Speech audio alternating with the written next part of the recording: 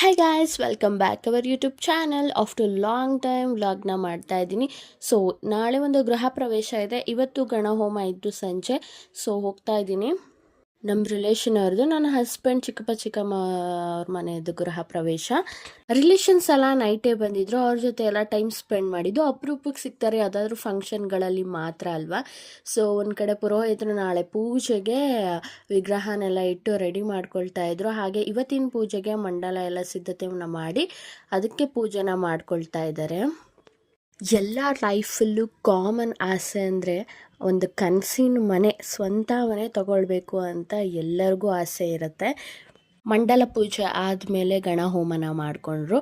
ಅದಾದಮೇಲೆ ಅಲ್ಲೇ ಸ್ವಲ್ಪ ಹೊತ್ತು ರಿಲೇಷನ್ಸ್ಗಳೆಲ್ಲ ಜೊತೆ ಟೈಮ್ ಸ್ಪೆಂಡ್ ಮಾಡಿ ಆಮೇಲೆ ಮನೆಗೆ ಹೊರಟ್ವಿ, ನಾಳೆ ಬರೋಣ ಅಂತ ಹೇಳಿಬಿಟ್ಟು.